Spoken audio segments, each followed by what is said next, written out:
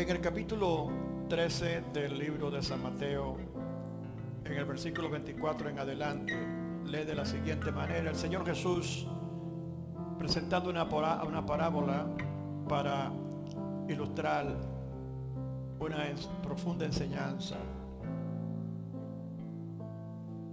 y dice así: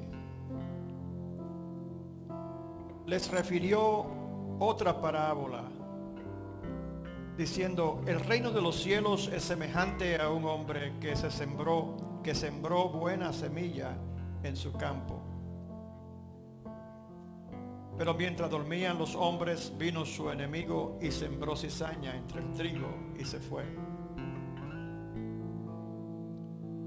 Y cuando salió la hierba y dio fruto, entonces apareció también la cizaña.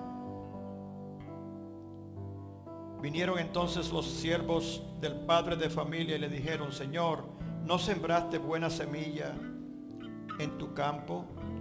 ¿De dónde pues tienes cizaña? Él le dijo: un enemigo ha hecho esto. Y los siervos le dijeron: ¿quieres pues que vayamos y la arranquemos? Él le dijo: no sea que al arrancar la cizaña arranquéis también con ella el trigo. Dejad crecer juntamente lo uno y lo otro hasta la siega. Y al tiempo de la siega yo diré a los segadores: recoged primero la cizaña y atadla en manojos para quemarla, pero recoged el trigo en mi granero. Gracias, Señor, por tu palabra. Prospérala en nuestros corazones, Señor. Espíritu Santo, prepara nuestros corazones para recibirla. Háblanos a través de ella, Señor, y glorifica tu nombre en este día, una vez más, en el nombre de Jesús. Amén. Pueden sentarse los hermanos. Gloria a Dios. Le dice el Señor esta parábola, y antes de esa ya el Señor ha dado otras parábolas. Por ejemplo, anterior a esa, la parábola del sembrador. El sembrador fue a sembrar y tiró la semilla en diferentes tipos de terreno. Hay un terreno en particular aquí al que yo quiero referirme, que tiene incidencia con lo que vamos a tratar.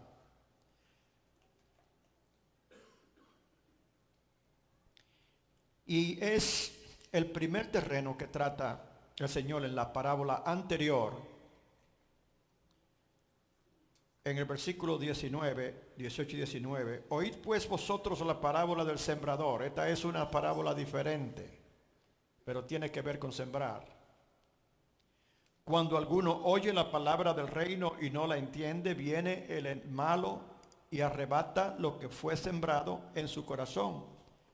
Este es el que fue sembrado junto al camino.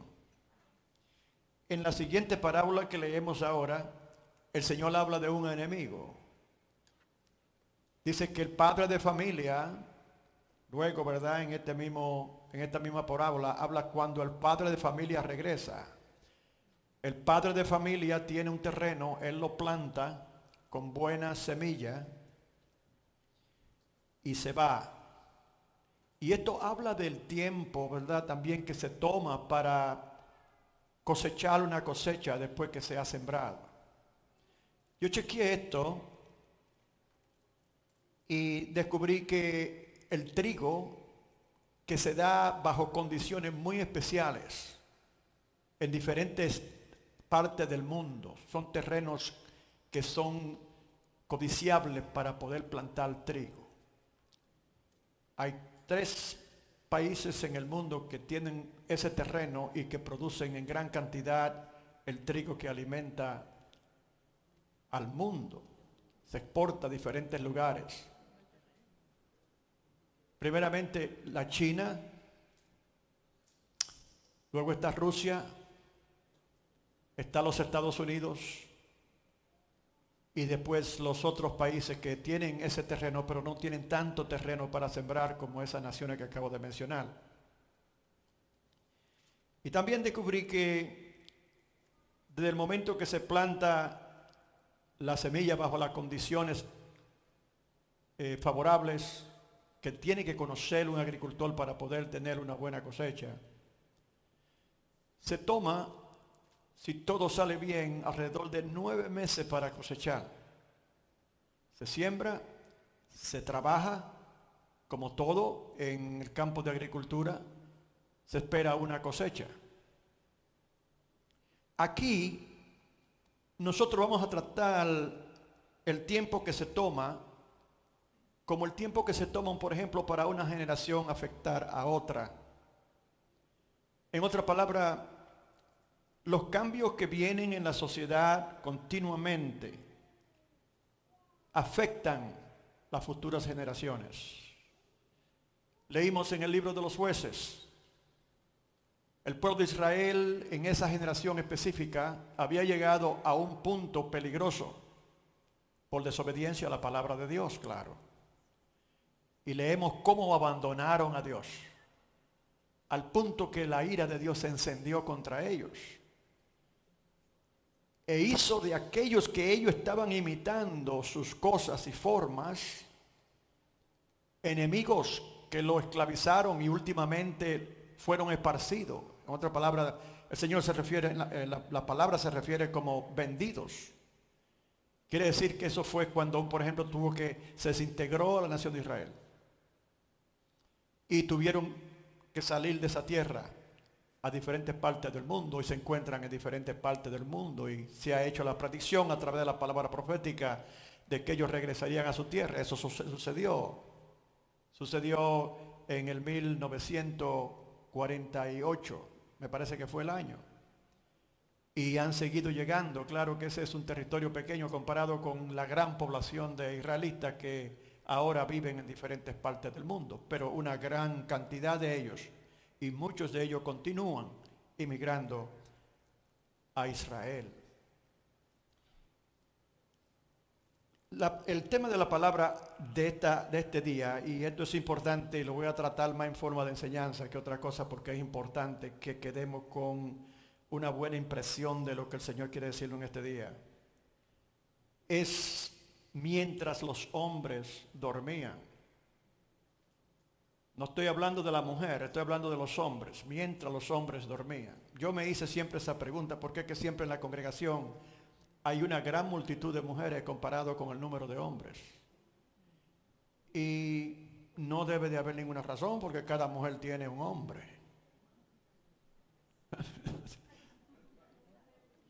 Amén. Sí hay de que una sobreabundancia de mujeres últimamente en los Estados Unidos.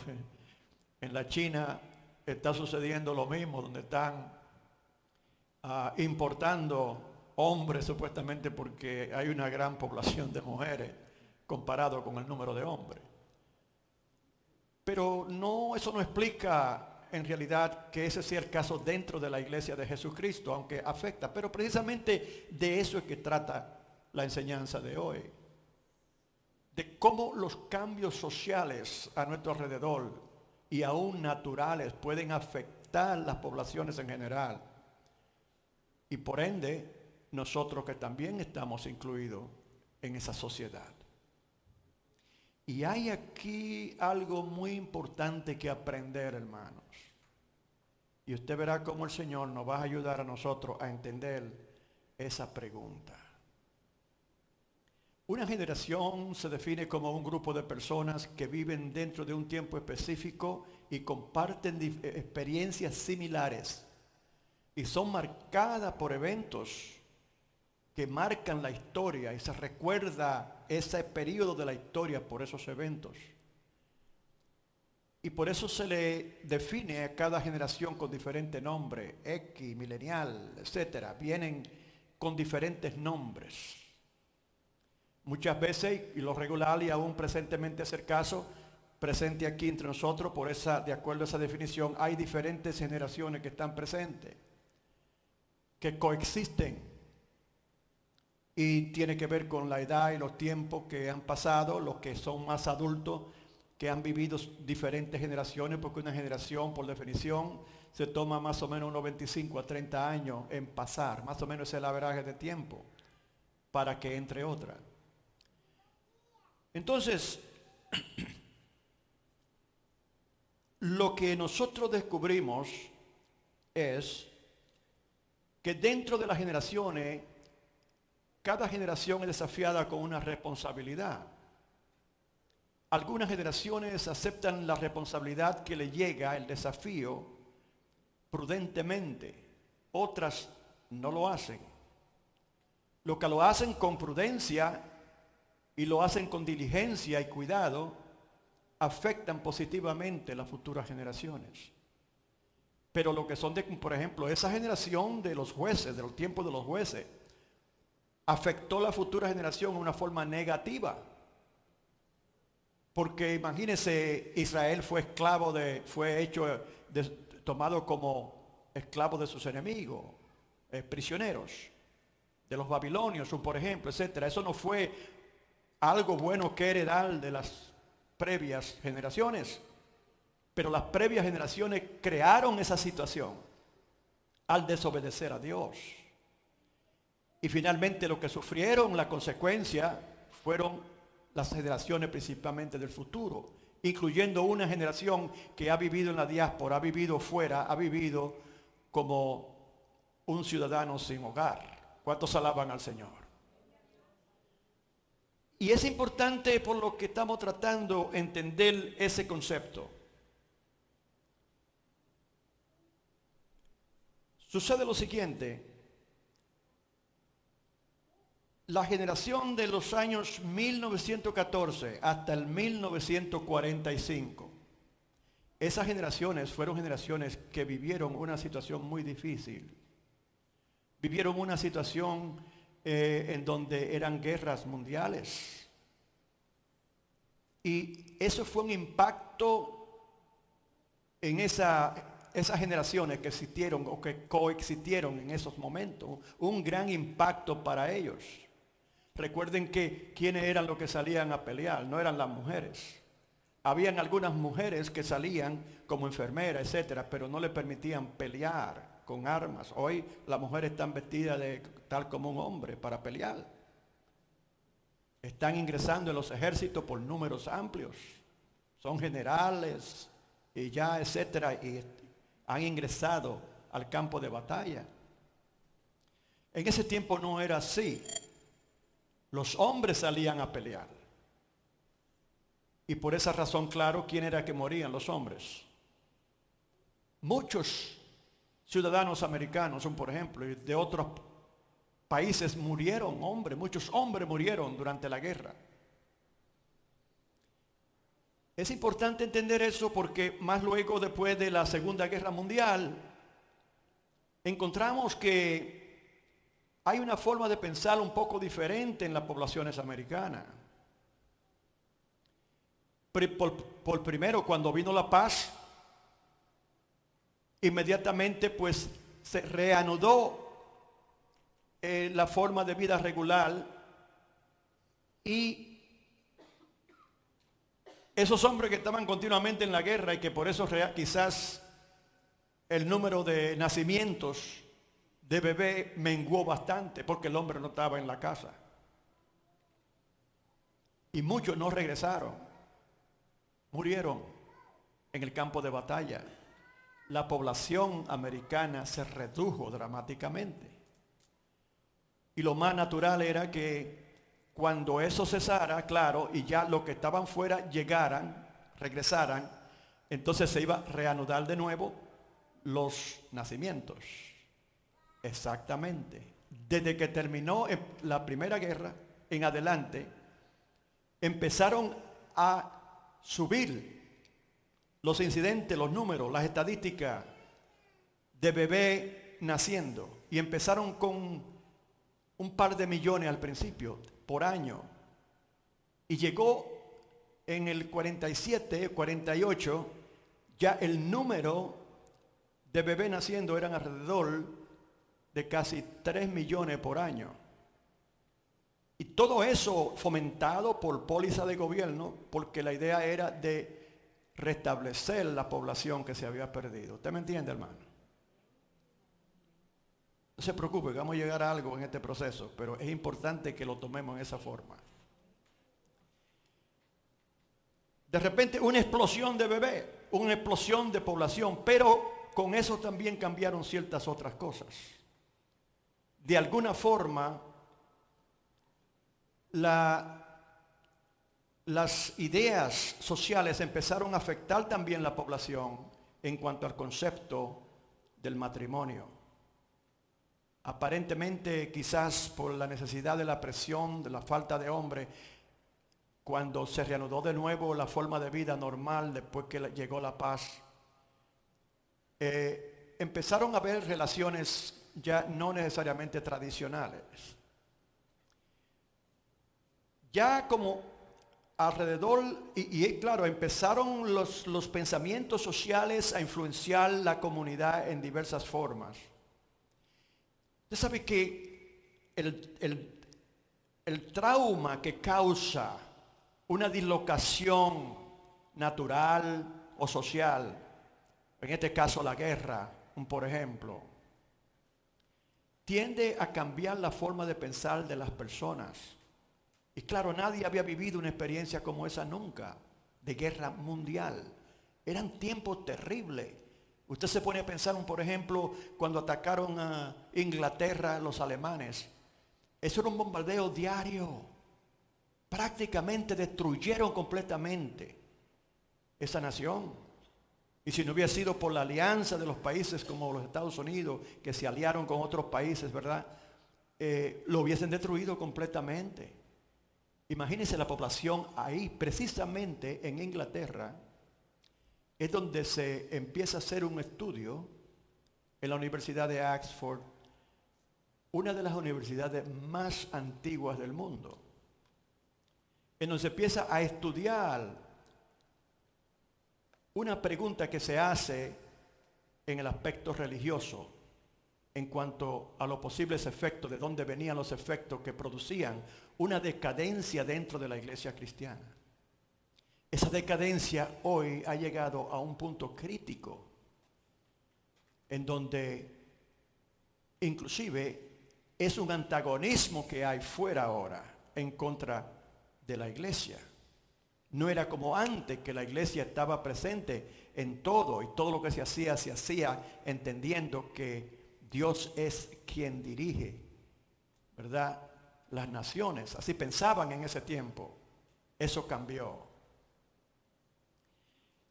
El debate público empezó a cambiar la forma de mente, y en ese momento, en esos tiempos, era deseable tener muchos hijos, porque el plan era de hacer crecer la población, claro. Todo esto y el impacto psicológico que tuvo la guerra, esa guerra, después que se terminó, el ser humano no queda siendo el mismo, hermano. Es lo mismo que estamos hablando con la pandemia. Todavía usted ve la cosa como loca. Usted ve gente que duraron demasiado tiempo cerrado, lamentablemente y sin razón, en la mayor parte de los casos descubrimos ahora que era innecesario. Y eso afecta al ser humano en diversas formas. El impacto de la pandemia va a tener su resultado no ahora con lo que estamos viendo, sino en las próximas generaciones. ¿Cuántos alaban al Señor? Y así nos vamos al pasado para ver en dónde podemos encontrar el génesis del comienzo de esa frialdad, de la presencia del hombre dentro de la iglesia, principalmente el hombre, pero más ampliamente hablando, el decrecimiento de la presencia de personas en las iglesias cristianas hoy. Es increíble la separación que hay hoy entre los que no conocen a Dios y la iglesia. ¿Cuántos alaban al Señor? Estamos llegando. Ya para los 1960 se había liberalizado el concepto del sexo. había un movimiento continuo, dando y dando y dando, como usted lo oye hoy. Dando y dando y dando, para quitar todo lo que inhibía, todo lo que obstruía el concepto de las relaciones personales entre un hombre y una mujer. Y en ese estudio se descubre que precisamente es en esos tiempos que se empieza el concepto de la liberación sexual. Ustedes ven las presentaciones en televisión de esos tiempos, el movimiento de la paz, las grandes concentraciones como en Nueva York, ¿verdad? De los hippies, etcétera. Todo eso tenía que ver con eso, la liberación del sexo. ¿Entiende, hermano? ¿Cómo aplica eso? ¿Cómo aplicamos nosotros eso a la palabra? Déjeme llevarlo un poco más adelante. Lo que empieza a ocurrir en el 1960 con el concepto de la liberación femenil y la liberación sexual es que el concepto era que no deben de haber ninguna reglas morales o no que impidan a un hombre y una mujer arrastrarse donde quieran cuando le dé sus ganas y tener que presentar ningún tipo de culpabilidad o razones. Fue una rebeldía abierta y delante de Dios y en contra de las leyes de Dios, ¿entiende, hermano? Que se desarrolló en ese tiempo similar a los tiempos de los jueces que leímos en esta mañana. Ellos no querían a Dios porque había muchas reglas. Ellos querían estar completamente libres de cosas que le inhibían a ellos de hacer lo que ellos querían hacer. Y lo que ellos querían hacer era gratificar la carne. Eso era lo que hacían los países alrededor, las naciones alrededor de ellos, que Dios usó luego para castigarlos. ¿Cuántos alaban al Señor? Ellos copiaron esas cosas porque es tan fácil deslizarse en los deseos de la carne que tener, ¿verdad?, la seriedad, el compromiso, el carácter de resistir las cosas que son deseos que no agradan a Dios. El ser humano por naturaleza no le gustan las reglas. No le gusta. Fíjese en el niño, desde pequeño. Quiere romper todas las reglas seguido, ¿verdad? Y una de las palabras principales que ellos aprenden de sus padres, no, no, no, no, no. ¿Cuántos alaban al Señor? Esa es la naturaleza humana. Que inmediatamente nace el niño, empieza a demostrarla. ¿Cuántos alaban al Señor? Entonces, en el 1960 empieza ese movimiento y tiene resultados, empieza a tener resultados, pero son muy sutiles. Recuerda, hermano, no se olvide el tema. Mientras dormían los hombres, el enemigo entró y sembró cizaña. El enemigo conoce las mejores oportunidades de atraer la atención del creyente. ¿Cuántos alaban al Señor? Y busca momentos vulnerables, y lo sabemos porque la Biblia lo registra. Jesús fue tentado cuando ayunaba 40 días y 40 noches en el desierto. ¿Y cuáles fueron el primer atractivo que el diablo le presentó? Uno de los primeros atractivos. Si tú eres hijo de Dios, entonces dile a esa piedra que se convierte en pan y come.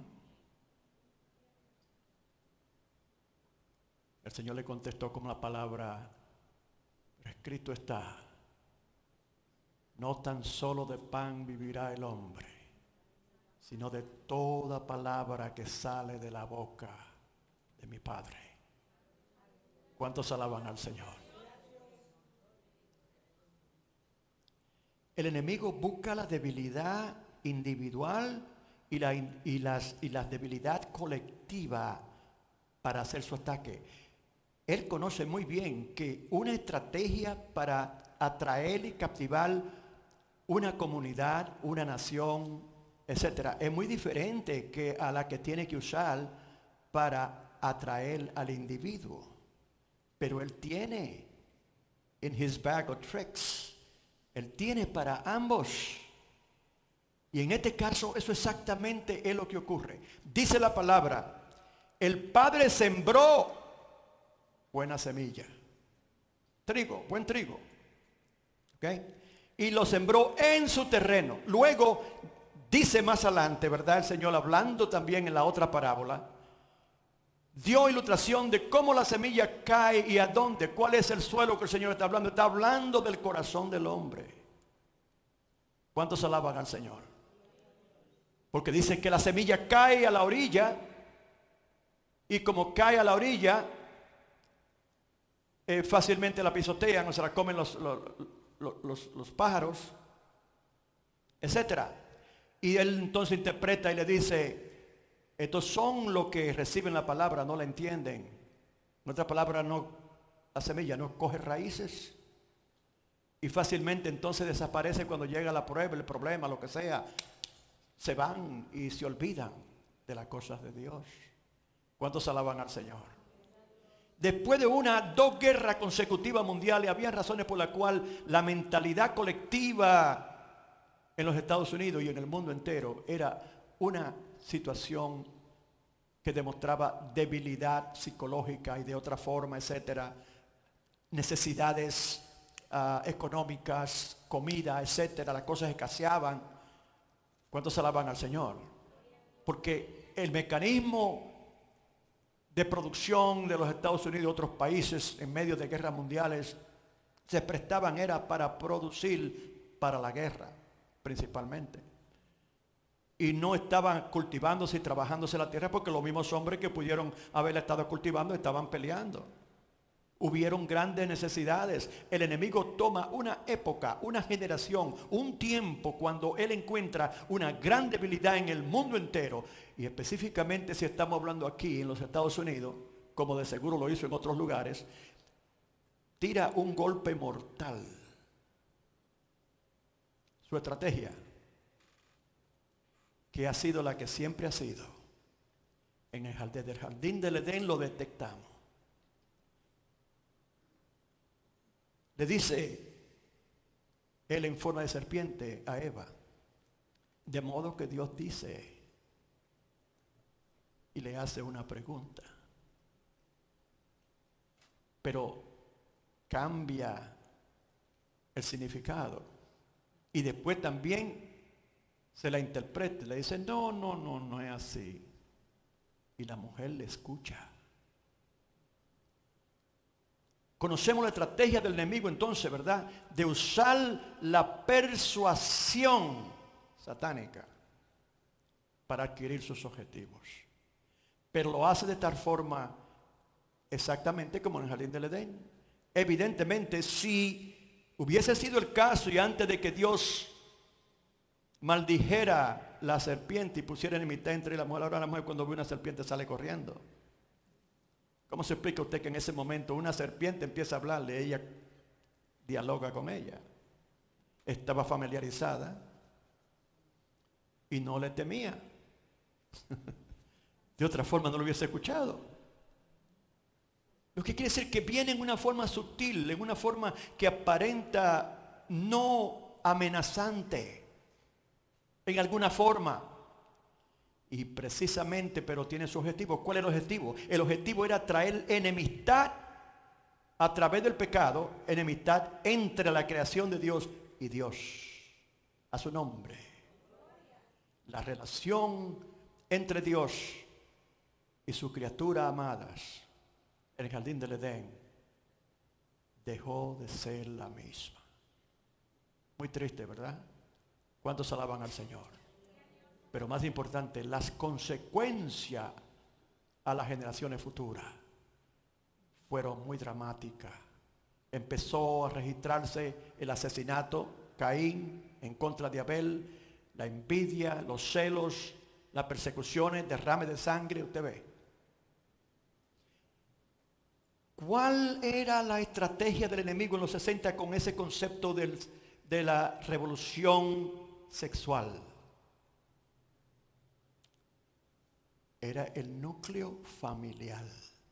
Óigame, el núcleo familiar. Ese era un torpedo al mecanismo de producción que Dios usó desde el jardín del Edén para el multiplicar la raza humana.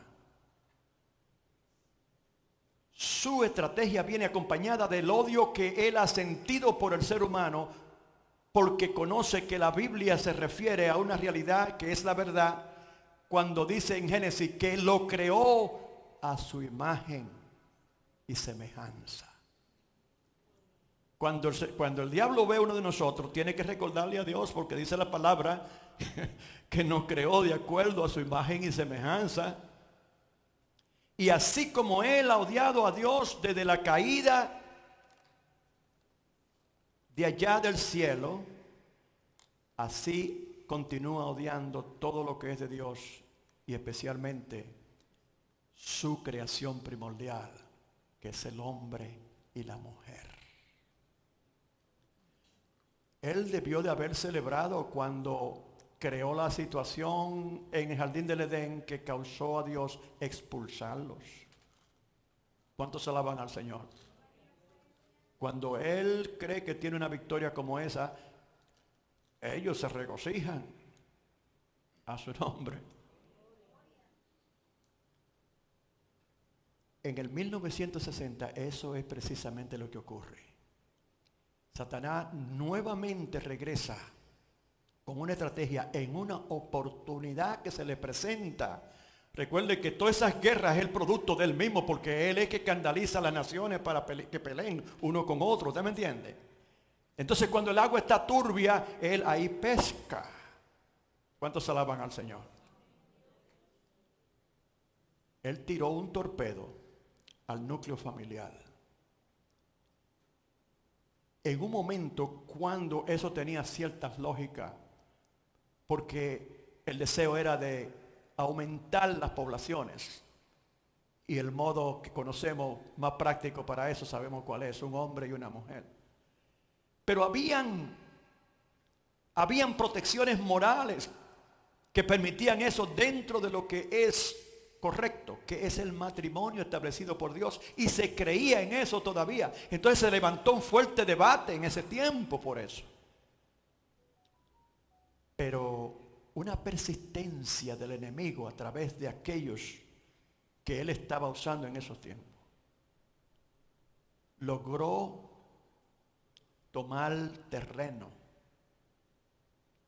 Pasamos del 1960 al 1981, y dentro de ese periodo de tiempo al 91, dentro de ese corto periodo de tiempo, se registran en las estadísticas de los Estados Unidos un alto número de divorcios y de hijos fuera del matrimonio. Ahí empieza la desgracia de esta nación. ¿Qué ocurre con eso? Al quitarle las protecciones morales de las leyes de Dios en cuanto a cómo el núcleo familiar humano iba a multiplicarse, entonces eso quiere decir que ya no habían reglas. Y eso fue lo que causó un gran alto de divorcio en ese tiempo. Dice que se convirtió como en una plaga. Busque para que usted vea que se registran que los casos más numerosos dentro de ese tiempo, en 1960 hasta el 91. En el 1960 no fueron tanto, fueron quizás creciendo, pero no tanto, porque ya ese movimiento existía.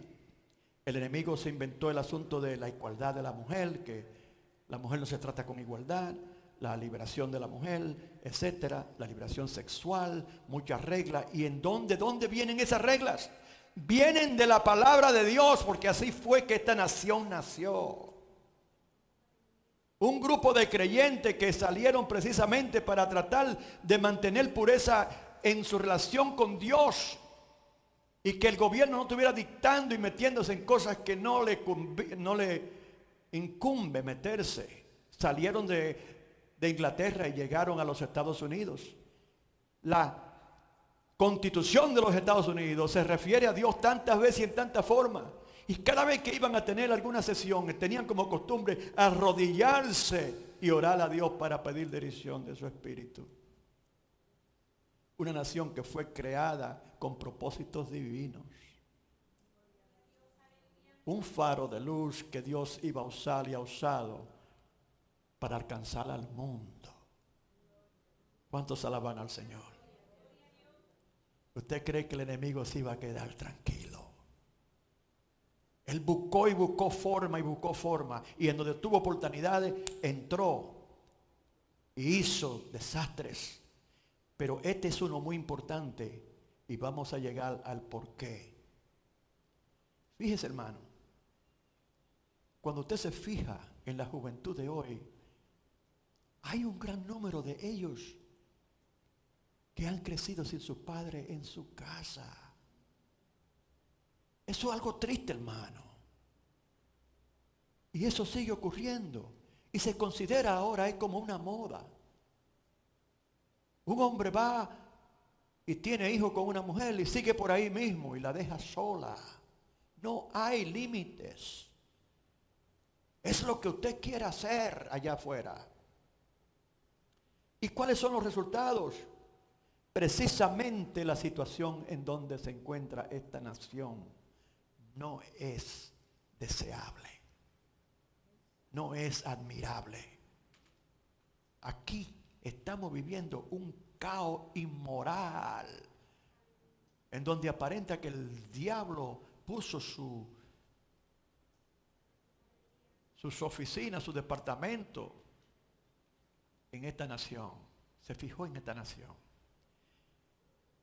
En estos estudios que se hicieron en la Universidad de Oxford, por ejemplo, se descubre que había una gran incidencia en la ausencia de la presencia varonil y otras mujeres también, pero particularmente del hombre en la iglesia. Tenía mucho que ver con esa historia.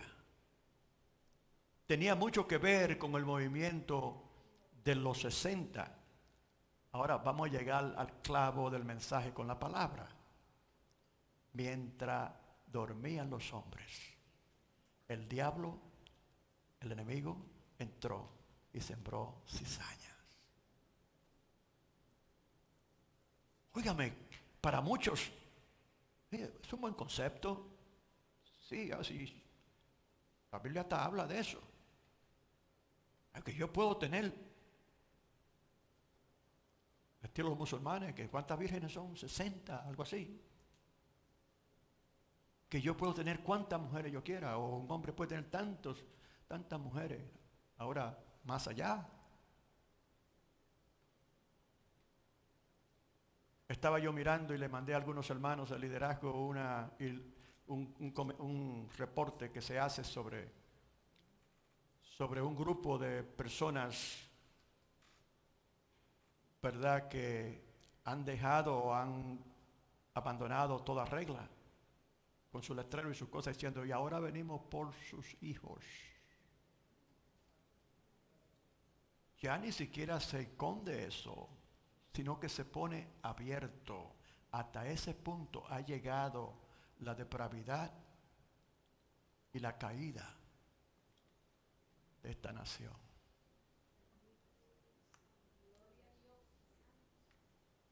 Regresamos a las estadísticas.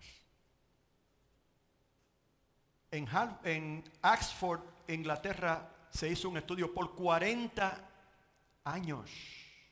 Un estudio de 40 años para tratar de entender ¿Cuáles son los requisitos, los factores que influyen a la estabilidad de la transición de la creencia religiosa de una generación a otra a través de los tiempos? Un estudio general, pero que enfocaba la transmisión de los valores cristianos. ¿Qué descubrieron? La más importante es la presencia del varón en la casa. Y aquí vamos quitándole la máscara al diablo. Y aquí empezamos a ver el Señor iluminando esas personas que han hecho eso. Esa gente no hicieron eso por su cuenta. Ahí tienen que haber creyentes y lo hay porque tiene que ver con religión. El estudio lo hay. Que Dios usó para proveer información y despertar a los que duermen con la verdad del origen de la situación y cómo tratar de buscarle remedio a eso. ¿Cuántos alaban al Señor? Esa información, 40 años, 340 familias, me parece, 50 familias, ellos la siguieron con estudios específicos, científicos, sociales, por 40 años. Me parece que incluía eso un número en cuanto a personas de unas 3.500 personas por 40 años dándole seguimiento. Y empezaron a ver que había un incidente que ocurría con frecuencia en los lugares, por ejemplo, en los casos de familias donde hubo divorcio, ya el padre no está presente. Ahí empezaban a ver incidencias que tenían correlación con otros casos iguales, y finalmente en 40 años pudieron conseguir suficiente información para mirar que había un patrón específico que regía esa realidad, y era la ausencia o la presencia del varón. ¿Qué ocurre con la llamada revolución sexual acá? Que el diablo, entendiendo esa realidad, busca destabilizar el núcleo familiar. ¿Por qué razón? Porque es del núcleo familiar. El núcleo familiar es lo que estabiliza la sociedad. Y en cuanto a la creencia religiosa, ya se conoce que hay una incidencia grande en que el hombre de la casa, las leyes de Dios son una cosa increíble, hermano. Quebranta una ley de Dios, espera las consecuencias. Eso usted puede escribir, lo digo, está escrito. Quebrante una ley de Dios, las consecuencias, al menos que no haya arrepentimiento. Segunda de Crónicas 7:14. Si el pueblo que invoca mi nombre se humillare, orare y se arrepintiere, yo oiré desde el cielo, perdonaré sus pecados y sanaré su tierra. Dios perdona y Dios cambia el curso de una persona que se haya desviado en tal forma, como de una familia, como de una nación, como del mundo entero. Cuando el hombre y la mujer se humilla, reconoce sus errores, pero esa no es la realidad ahora. No hay deseo de buscar perdón de Dios, sino lo que hay es un antagonismo abierto en contra de todo lo que es Dios. Esto viene de un trabajo que se viene haciendo por años. Y mientras muchos dormían y veían el problema, y lo ven hoy todavía, fíjese aquí mismo, hermano, no tiene que ir muy lejos. Veían el problema y lo siguen viendo, buscaban remediar la causa en vez de entender. En otras palabras, buscaban remediar los efectos en vez de buscar la causa, el origen de la causa. Y eso es como cuando una persona tiene un dolor de cabeza y se toma un Tylenol. Eso es para quitarle el dolor de cabeza. ¿Y de dónde viene el dolor de cabeza? El cuerpo humano está diseñado para indicarle a través del dolor, el dolor de cabeza, que hay un problema. Se toma el Tylenol y el Tylenol tiene un espacio de quizás 4 horas. Ahí regresó el dolor de cabeza después que pasaron las 4 horas. A través de esos años, de seguro que las diversas otras generaciones de creyentes y personas interesadas en ver, porque ellos lo estaban viendo, que había como una resistencia al evangelio, buscaban solucionarlo teniendo sesiones de retiro con parejas. Eso sigue siendo el caso hoy, y eso es muy bonito, ¿ok? Pero esa no es la solución.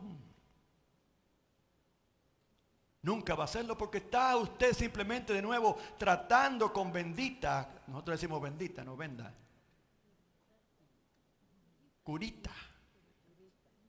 Tratando con curita algo que usted no entiende y quiere más o menos apaciguar por un tiempo.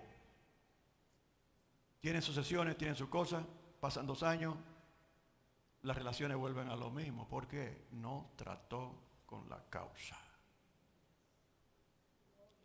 En ese proceso de tiempo, ahí es donde nosotros aplicamos ahora la palabra y decimos que dormían los hombres, porque el efecto y la estrategia del enemigo fue en contra del varón de Dios en la casa, el protector de la familia, el responsable de cuidar de su familia y de sus hijos, el que Dios llamó a tomar ese rol importante de un padre, una figura que representa a Dios en el hogar. Cristo, cabeza del hogar del hombre, y el hombre, cabeza de la casa. ¿Qué hace el enemigo? Seguido torpeda inmediatamente el concepto del orden de Dios a su nombre, y empieza a sugerir que esa es otra forma de someter y oprimir la mujer debajo de la manipulación del hombre, y pone a la sociedad a pensar en esa forma. Y como tienen poder para poder legislar leyes que limiten esas relaciones, empezaron a hacerlo. ¿Cuántos alaban al Señor? El hombre desde los 60 hasta ahora en esta nación ha sido relegado a una posición neutralizada, especialmente el hombre de afuera. ¿En qué sentido? No tiene, ¿cómo decir que tiene, comparado con los derechos que tenía en el hogar anteriormente? Muy pocos, porque hay leyes que los restringen. Y si se atreve a salir de esa ley y un niño se queja, ya usted sabe lo que pasa seguido. Especialmente ahorita. ¿Cuántos alaban al Señor? Pero el orden de Dios está claro en el núcleo familiar.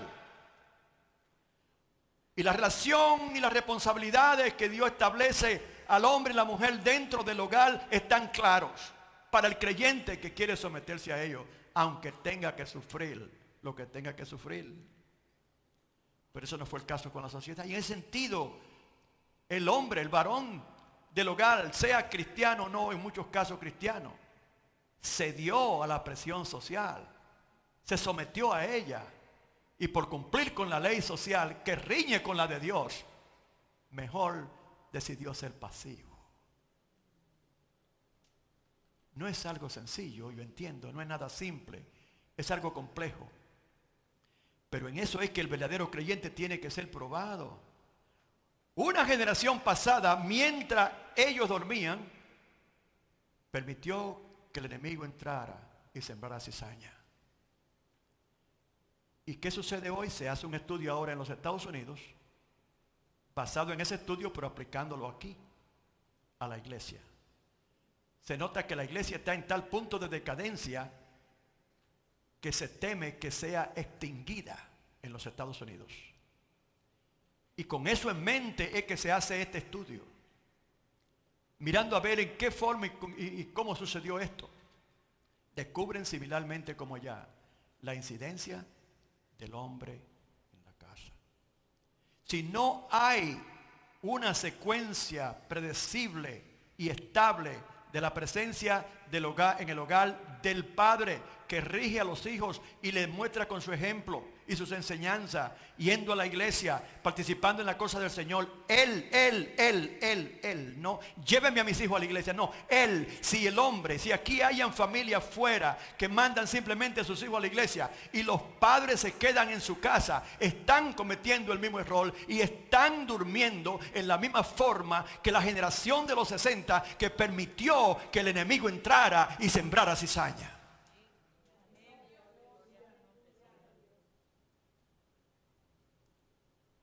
Y oiga lo que pasa.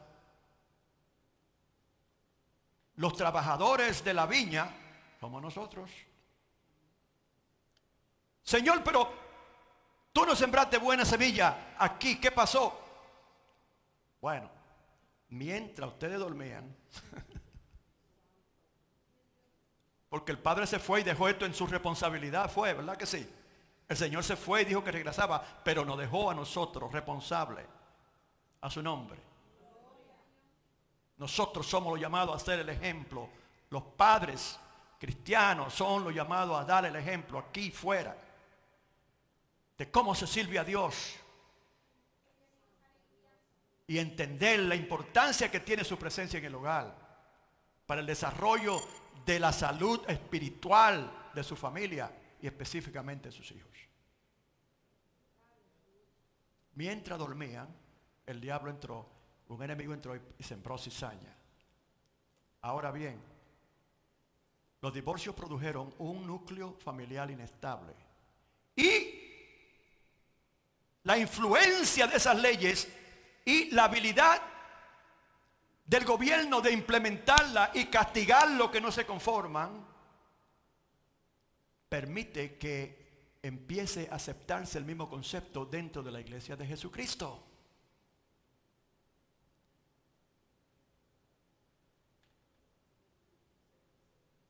En vez de resistirla.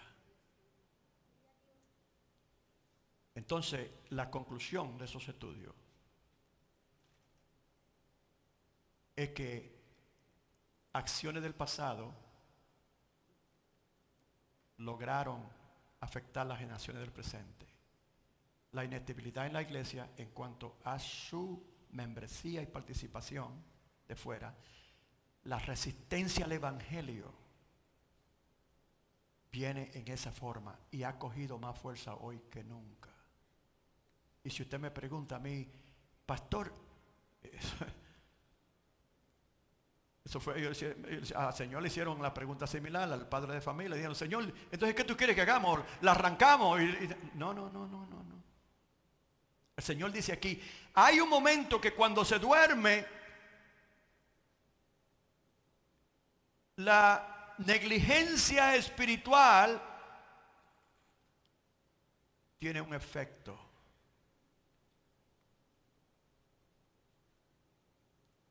Tiene un efecto. Puede ahora, y eso tiene sentido, hermano. Oiga bien, estoy terminando. Yo sabía que esto iba a ser largo, pero es importante. Estoy terminando ya. Tiene un efecto. Y tiene sentido. Ahora mismo usted tiene que tener mucho cuidado como usted dice las cosas. Porque hay algunos que recibieron la palabra como la palabra que cayó en el terreno a la orilla del camino, que no la entienden muy bien y no han tomado raíz para defenderlo en contra de toda persuasión de arrastre diabólico social. Y si usted dice algo para aclarar una situación del punto de vista bíblico de Dios, de las leyes de Dios, morales, etcétera, seguido ellos tienen una forma de cómo identificarlo. Y ahora se ha puesto la cosa que es tan fácil conocer quién es usted. El temor que existe en la sociedad hoy día como nunca se había visto, en donde usted puede estar caminando, y esto ha estado ocurriendo también mientras dormían. Bueno, mientras dormían los Estados Unidos, la China estaba mandando todo tipo de volumen y cosas por ahí, ¿me entiendes? Y el control que tienen esa gente, por ejemplo, ella es increíble. Ellos conocen quién es usted y quién soy yo. ¿Y cómo hicieron eso? Cámaras que se pusieron afuera y mientras la gente iba pasando y le iba supuestamente para seguridad de los lugares, pero incluido con eso era espionaje, hermano. Para identificar la cara de cada uno y conocen, la idea es de establecer un sistema que va a preceder la gran tribulación, el anticristo, en donde ellos conocen muy bien, antes de que usted entre, cuando lo acusan, ya conocen exactamente quién, y ya usted puede ver eso, que es la realidad aún en su propio teléfono. Conocen lo que le gusta a usted, lo que no le gusta, se lo presentan, etcétera. Tenga cuidado. Hermano, el punto final para hacer aquí es el siguiente. El Señor nos está llamando a nosotros a despertar en esta generación, a despertar esta generación a la realidad de las actividades diabólicas que han estado ocurriendo de un pasado, que han formado la forma de pensar, que hoy está incluida dentro de los poderes de gobierno. Y no era extraño que eso ocurriera dentro de lo que le llaman un sistema democrático, porque aquí es muy fácil presentar un punto de vista minoritario como siendo oprimido para que le presten atención. Inmediatamente eso sucede. Es política. El político no se lleva por conceptos morales ni límites. Ellos simplemente quieren saber cuánta gente están pensando en esa forma para ellos seguido darle su apoyo. ¿Cuántos alaban al Señor? ¿Quién iba a creer que hoy día la iglesia satánica, supuesta iglesia, dándole el nombre de iglesia, pero le dicen así, de que la iglesia satánica esté compitiendo con la iglesia cristiana para reconocimiento público y de gobierno? Y las leyes las protegen. Las protegen. Aquí el diablo está protegido. Así está la cosa, hermanos. Entonces, estamos hablando de una generación que durmió. Estamos despertando. Usted está empezando a escuchar la resistencia. Usted está empezando a escuchar ahora. Todas estas personas que están saliendo y no le importa lo que digan de ellos, ni qué vayan a hacer, ni nada. Ellos salen y dicen lo que tienen que decir. Son héroes. Gente que han despertado a la realidad de lo que el enemigo está haciendo y cómo quiere controlar todo lo que es poder y autoridad, incluyendo a la iglesia. La iglesia es un blanco del enemigo en los Estados Unidos para ser destruida. Siempre lo ha sido, pero hoy es una realidad más que nunca, porque ha podido penetrar los poderes de gobierno. ¿Y nosotros qué hacemos? Nosotros recordamos que si Dios está con nosotros, ¿quién contra nosotros? Que nosotros aquí tenemos la protección, la dirección, la ayuda y la provisión del Dios Todopoderoso. Y que el enemigo no va a poder continuar su avance. La iglesia de Cristo va a levantarse. Dios va a abrir nuestros ojos, hermano, entendimiento de lo que el enemigo ha estado haciendo a través de todos esos años, como lo está haciendo ahora. Y nosotros vamos a avanzar hacia adelante, pero les recuerdo, el fin está cerca. Y todo esto es evidencia de eso. Todo eso es evidencia de eso. El evangelio se va a predicar con las amenazas que existen. Se están llevando a los pastores presos. Las personas que oran en público se lo están llevando presos. No se pueden usar medios ahora electrónicos como antes tan libremente. Ya una prédica, a mí yo sé que me bloquearon porque los videos míos que yo miro por ejemplo en YouTube están completamente bloqueados. Ahí no hay personas que lo ven. No sé cómo es que ellos lo hacen desaparecer también, no sé. Pero esa es la realidad del momento.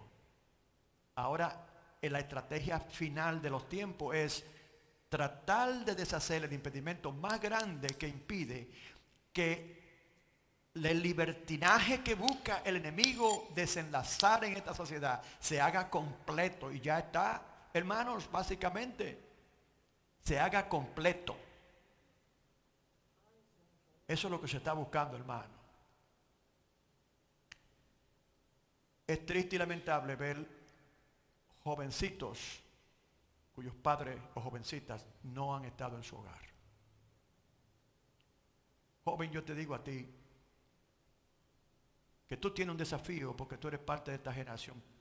Ahora, padres que están criando hijos y aquellos que no son creyentes, aparte de los que están aquí. Tenemos un desafío grande. Empieza con el varón de la casa. Cuando el orden de Dios se establezca dentro de la iglesia y esa influencia del mundo empiece a ponérsele paro, entonces la familia cristiana va a poder continuar funcionando en la forma que Dios desea. Y eso va a ocurrir, pero lamentablemente sabemos que aparentemente la fuerza del mal van a tomar tanto control al final de los tiempos, que dice la palabra que aumentará la maldad. Pero dice que por haberse aumentado el pecado, sobreabundó la gracia de Dios. Tenemos una cosecha que hacer nosotros. El enemigo está haciendo su cosecha ahora. Pero ahora nos toca a nosotros, hermanos.